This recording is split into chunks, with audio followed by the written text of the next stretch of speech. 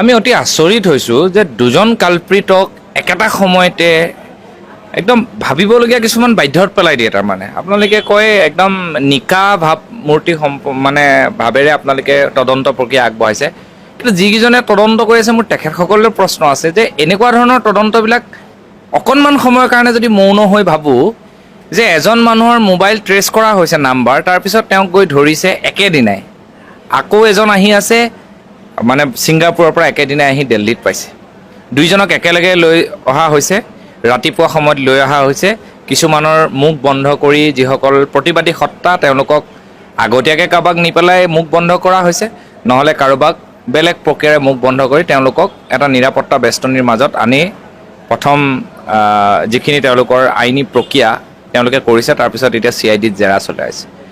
আমাৰ প্ৰশ্ন আছে কিছুমান যে এনেকুৱা ধৰণৰ নাটক বুলি নকওঁ, কিন্তু নাটকৰ ধৰণে যদি কিছুমান কথা হৈ যায় আমি তেতিয়া শংকিত হওঁ ক'ৰবাত।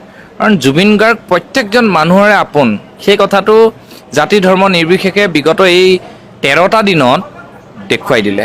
আৰু আজি একেবাৰে শেষৰ কৰ্ম, এফালে সেইখিনি মানুহ ব্যস্ত হৈ আছে ৰাতিপুৱাৰ সময়ত এই কালপ্ৰিত কেইজনক ধৰাটোক লৈ আমি ধন্যবাদ দিছোঁ, কিন্তু কথাটো হ'ল এনেকুৱা ধৰণে ধৰাটো মানে দুইজন একেলগে পালেহি, ইমান দিন বিচাৰি আছে, মানে এনেকৈ টাইম মিলি যায়, মই সেই বস্তুটো আমি অকণমান আচৰিত হৈছোঁ।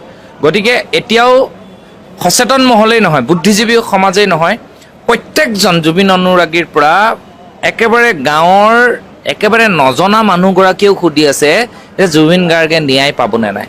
গতিকে আপোনালোকৰ ওপৰত ডিপেণ্ড কৰিব যে আপোনালোকে এতিয়া বৰ্তমান সময়ত আপোনালোকৰ ওচৰত গোটেই আইনখন আপোনালোকৰ ওচৰত আছে, গতিকে আপোনালোকৰ ওপৰত আমি আশা কৰিছোঁ, কাৰণ আমি শংকিত যে আপোনালোকে জুবিন গাৰ্গক কেনেধৰণে ন্যায় দিব।